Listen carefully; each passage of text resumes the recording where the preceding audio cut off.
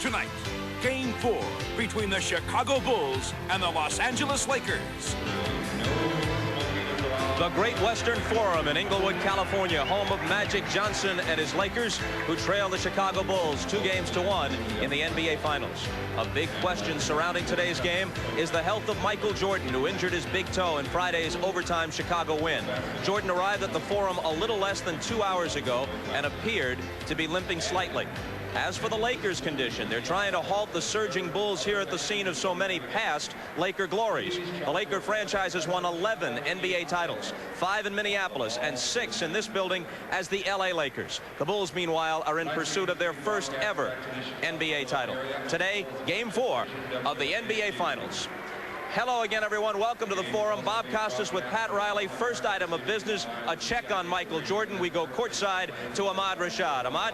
All right, thanks, Bob. The big story here is Michael Jordan and the condition of that right big toe. Now, on Friday night, he sent this game into overtime with this shot, but he injured his right toe by jamming it, and he also sent himself to the bench in a lot of pain. He was able to finish the game on Friday, but Saturday he did not practice. He did not get on the foot. He had therapy, kept his foot in ice and electrical stimulation. Yesterday morning, to this morning, he was able to put on a shoe and said he was in a lot of pain, but it's the kind of injury that you can't do any more damage to it.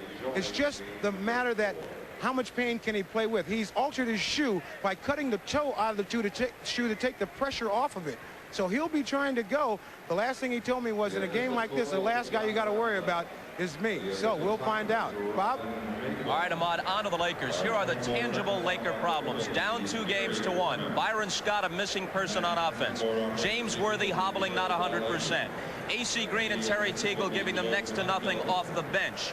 This, despite the good play of Sam Perkins and Vlade Divac, leaves Mike Dunleavy in the 2-1 hole. But what about the intangibles? Well, I think the first thing they should do is try to step on Michael Jordan's toe as he's driving down the lane. But Sam Perkins, Bob, made a great statement yesterday. He said every time the Lakers win, it's because of their experience. Every time they lose, it's because they're getting a little bit too old. I don't think either one of those things has had anything to do with the series thus far. When it comes down to the reason why you win or lose, there's an old saying, and it's this, is that hard work won't guarantee you anything, but without it, you don't stand a chance. And unless the Lakers step up in the rebounding department, step up in the loose ball department, blocking shots and taking hard fouls, then I think they could be facing a 3-1 deficit today. Here's one more possible hidden problem for the Lakers. Magic Johnson, one of the great go-to guys in the history of sports, will be 32 in a couple of months. He played more minutes this year than at any time during his 12-year NBA career. Check these statistics. Through the first rounds of the playoffs, we're going to look at it right here, his turnover to assist ratio, first 12 playoff games, 3.7. That's exceptional, even better than his outstanding regular season. But in the finals, the assist to turnover ratio is 2.2, and he's averaging 5 turnovers per game. He's not only been outscored by Michael Jordan, which was expected, but Jordan has more assists. Is it possible at this stage that Magic Johnson is feeling the fatigue? That's been the trend of the last few nights. We'll send it courtside to Marv Albert and Mike Fratello as we get set for tip-off following these messages and a word from your local stations. 75-degree day in Southern California. The crowd still filing into the Forum in Inglewood for Game 4 of the best-of-7 NBA Final Series. Hi, everybody. I'm Marv Albert, along with Mike Fratello. And Mike, and the Bulls come from behind victory over the Lakers on Friday night. The most alarming statistic from the LA point of view, the fact that the Bulls out-rebounded the Lakers by the count of 46-29. The 29 rebounds, a record low for an NBA Final Series. Marv, no question, one area of concern is rebounding for the Lakers. But this goes back to the Portland series, where in both losses, they were out-rebounded badly by the Trailblazers on the glass. In 3 games versus Chicago, they're being out-rebounded by 7 rebounds per game. But the other area of concern is Byron Scott. In the 3 previous playoff series, he's played outstanding, shooting well over 50%, averaging 16 points per game. So far, only 4.7 points per game while shooting 21%. If the Lakers are to win today, they need to rebound better, and Scott needs to produce. And the Bulls are demonstrating they are not strictly a one-dimensional team. It is not only Michael Jordan. They have certainly done it at the other end of the court where they have played outstanding defensively. The Bulls have been a consistently good defensive team throughout the regular season, but even better in the playoffs, and especially versus Los Angeles. The pressure has been relentless, in particular against Byron Scott and Magic Johnson, who's shooting 45%, while the rest of the team is shooting 46% overall.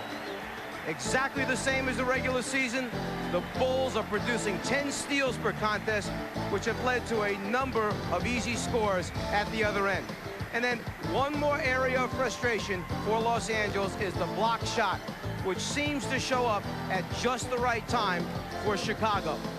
The Bulls rely on speed and quickness at the defensive end. But remember, a year ago, Detroit won its second world championship by holding Portland to just under 95 points per game. Chicago's holding the Lakers under 92 points per game. Now, moments ago, we heard Ahmad's report on Michael Jordan's jammed toe. Well, there's also concern on the Laker bench about James Worthy. For more on that, let's go to Steve Jones. Right, Marv. Here in Los Angeles, James Worthy is known as Big Game James, and he has been ailing since he gave them a huge game in Chicago. Worthy has gotten progressively worse. I spoke to him. He said he's able to deal with the mental pain, but he's not being able to be as explosive. He is going to play. He's been treated right up till game time. So the Lakers are hoping that they'll be able to get a big game out of Worthy today. If not, they'll have to look to AC Green. Back to you, Mark. Thanks, Steve, and we are approaching the start of Game 4. The Lakers seeking to tie the series at 2. The Bills determined to extend to a 3-1 lead.